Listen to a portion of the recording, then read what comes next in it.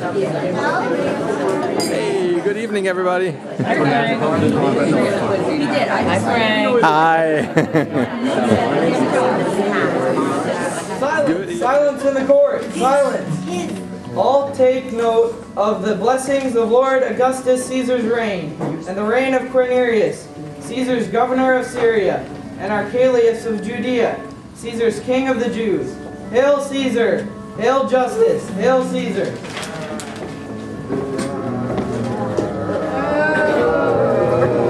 My task today is to judge the validity of the events that took place some 3 years ago in a small town southeast of here called the City of David, or Bethlehem.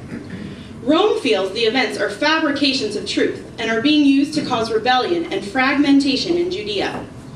I shall hear the testimony from witnesses of the events in question and then render a decision which will be relayed to Rome. I wish to thank my hosts, the citizens of Emmaus, or is it Nicopolis now? The Romans rename towns so quickly these days. I believe you have already met the prosecutor. And as you know, you are the defense. I shall now hear the prosecutor's opening remarks, and then you will have a chance to testify in the carols that you will sing. Thank you, Your Honor. We're here today to strip legend from fact, myth from reality, untruth from truth.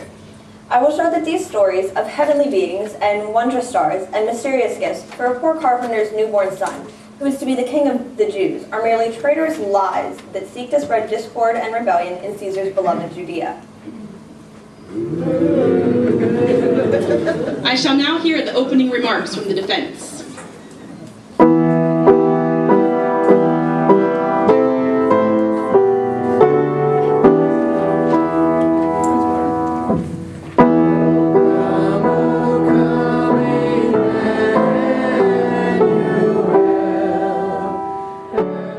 Call your first witness. Thank you, Your Honor. Bring him out.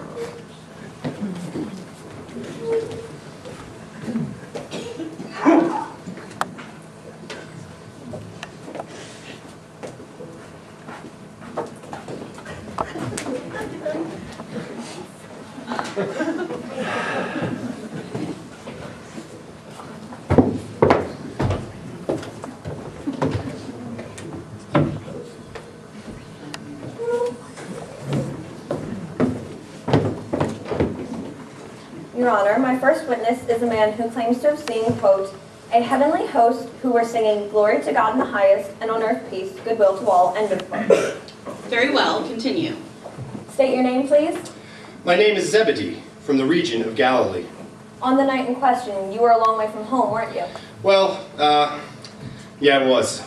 I came to this region to, well, you see, my uncle has a flock down there in Bethlehem, and I needed to work. Then you have not been a shepherd long. No, I grew up in Galilee and came here with my family for the work. Very well then. Let me get straight to the point. Are you a Jew? Well, yes, I'm a Jew. And as a Jew, do you hate Rome, sir? The prosecutor will refrain from bringing politics into the testimony of the witnesses. Your Honor, I am trying to show the underlying agenda of the testimony. I am interested in the events and the truth, not in the underlying political agendas. Continue. Now, Zebedee, if you would, tell us in your own words what happened that night. Well, I had been with my flock all day. It was nighttime. 5 or 6 of my companions and I had finished dinner, and we were watching our sheep. Your Honor, I would like to make you aware of the fact that this shepherd's other companions could not be found to testify today. Zebedee here was informed of his civic duty and was persuaded to appear before you. Persuaded? You took my wife to jail and said if I didn't testify, she'd stay there forever. Just tell us what you were witness to that night. Well, as I said, I was sitting there watching the sheep and talking of family and things, and suddenly there was daylight. Not a dawning, but more like the high noon sun that suddenly lit up the night sky. And I saw a person there. No. Many people. They were all in white, a bright white. Your Honor, if you knew my wife, you'd know that she couldn't wash my clothes 1,000 times and get them that white. One of those beings told me that I shouldn't be afraid, but I was. I was cowering on the ground. Then I heard them say, "Glory to God in the highest, and on earth peace and goodwill to all." They told us that born in the city of David was a child who was the Messiah, the Lord, and we would find the child lying in a manger. And then there were another couple of Glorias, and then they were all gone. It was nighttime again. The sheep hadn't noticed a thing, but I expect that from sheep. Dumbest creatures on the face. Did you have any wine with dinner that night? Only a fool would drink the water out in those fields. All sorts of disease in the water out there. I see. Is it possible that you were perhaps intoxicated? I can assure you I was not. I could have never imagined night turning into day or a whole sky full of angels. What did you and your companions do after these figures had vanished? Well, we decided to go to Bethlehem and see what was going on. We figured that any baby whose birth caused night to turn into day was worth visiting. So we left our flock, we went into Bethlehem. There we found a stable behind an inn. Inside was a young woman and an older man. In the trough was some hay, and nestled inside was a baby, fast asleep. What a sight! The young woman and the older man didn't seem surprised to see us. It's as if they were expecting us. You saw no one else? No one else. There wasn't even a lamb in sight. Aye, when we got back to our flock, it was nearly daybreak. Those stupid sheep hadn't moved a bit. But we did find out that 12 of them had been killed by wolves. Your Honor, I would like to make you aware of the fact that the following day 12 sheep had indeed been killed, and Zebedee was immediately relieved of his employment. My uncle was not very pleased that he lost 12 of his sheep because I was off looking at some baby. I was fired, and along with my family, returned to Galilee that afternoon. And a good thing we did, too, because my youngest son, who was 18 months old at the time, and King Herod had just ruled that all the Bethlehem male babies aged 2 and under be killed. When we returned, I took up fishing. I figured fish can't be any more stupid than sheep. My sons, when they get older, will join me in the family business. They're here with me now, Judge. Boys, come on up and say hello to the judge. Haha, I won. I got here first. You cheated! Dad, tell me cheated! Did not! Did too! Did not! Boys. Your Honor, these are my sons, James Greetings, sir. and John. Yo, Judge. Don't be so stupid in front of everybody. I'm not stupid. R2! Am not. R2! Am not. Do they argue like that all the time? My neighbors call our home the House of Thunder because of all the shouting. Captain, release his wife. Dad, let's go. Your witness. Very well. Go ahead and bring him in.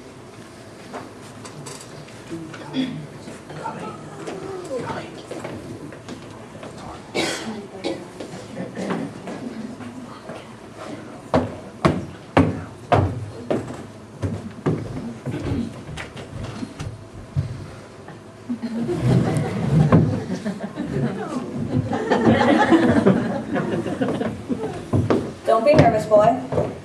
I won't be if you won't be. Please tell the judge your name.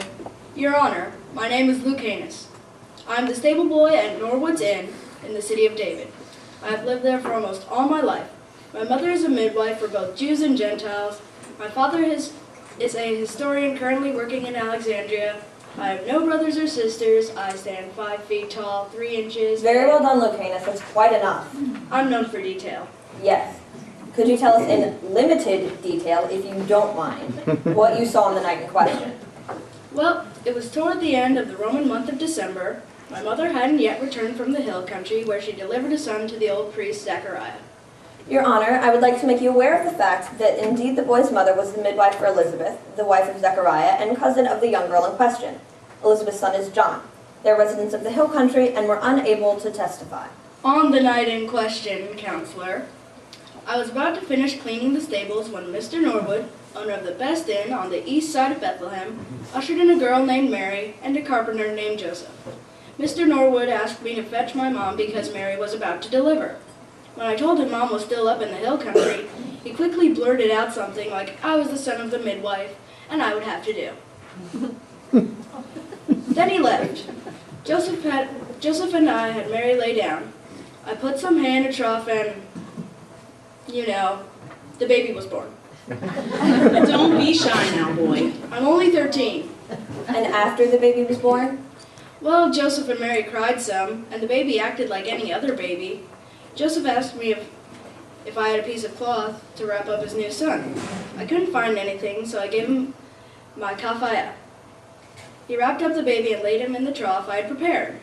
Then, what happened then? Nothing really. There was complete quiet, complete peace. It's hard to explain. I ran home and told my mom everything. You saw no one else? Just the baby and his parents. Lucanus. Your Honor, my friends call me Luke. Luke, you seem to be a very bright young man. What are your career plans? I plan to study medicine in Alexandria. I hope to return here someday as a doctor. I hope that I can someday make a difference in someone's life. Thank you very much.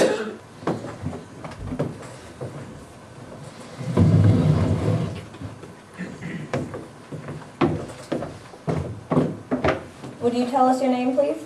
I am Martha of Bethany. I'm a maidservant. And you were hired some 3 years ago for those services by a foreign... King. He entered our house and asked my brother Lazarus which of his sisters could be spared.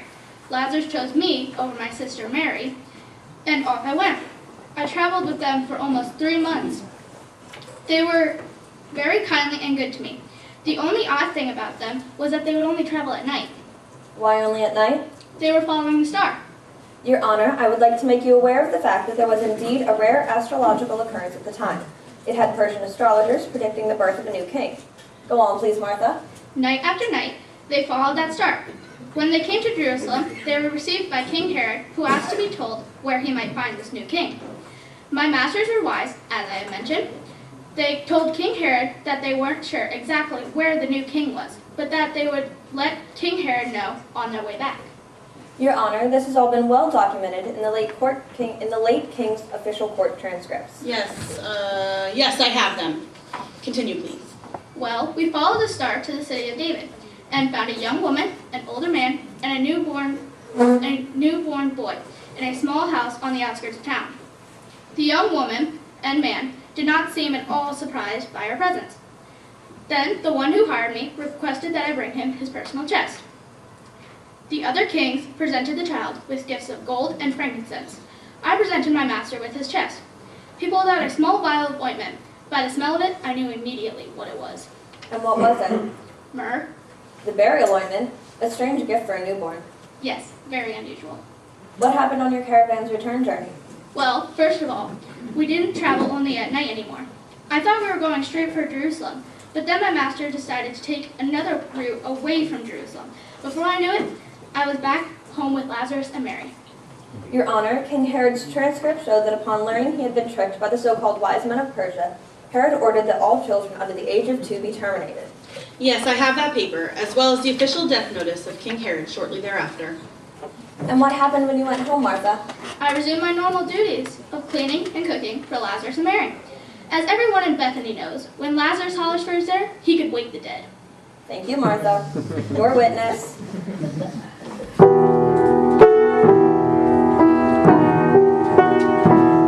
Prosecutor? Thank you, Your Honor. The events surrounding the birth of this child have no basis in truth. The few witnesses we have heard today offer only hearsay and innuendo. They have produced no tangible evidence to support their claims to the sovereignty of this child. Your Honor, it is widely known that the child and his parents fled to Egypt hours before the will of King Herod was carried out in Bethlehem. Therefore, there is no room for doubt that those who wish to destroy the stability of Roman rule in Judea are behind the outlandish legends and myths surrounding the birth of the child whose name is Jesus. I see no alternative but to label the events as untruths. I have heard the testimony that toward the end of the Roman month of December, a child was born to a young mother and older father in the city of David. The birth was assisted by a midwife's son. It was heralded by angels to shepherds and by a star to foreign kings. I commend the prosecutor for her professionalism and expertise in this court. I further commend the defense for your passion concerning the events in question. I am left with no alternative but to resign my commission in Augustus Caesar's tribunal, effective immediately, thereby leaving this matter deadlocked. Captain of the guards, Sir. Make sure this letter is delivered to Caesar with haste. Sir. El Caesar, sir. This court is adjourned. Your Honor, what will happen now? What will you do? I will go back to Jerusalem and renew my office as Pharisee. But what of this town Emmaus? Perhaps someday Emmaus will be known for something even greater than this trial. And then, what of them? Well, perhaps Zebedee, the former shepherd, will become a profitable fisherman, and his sons of thunder, James and John, will be fishers of men. Perhaps Luke will become a good physician, and with his flair for detail, a writer of truth. And perhaps Martha will one day serve the almighty master of us all. Perhaps our guard will rise to be centurion and salute the supreme commander.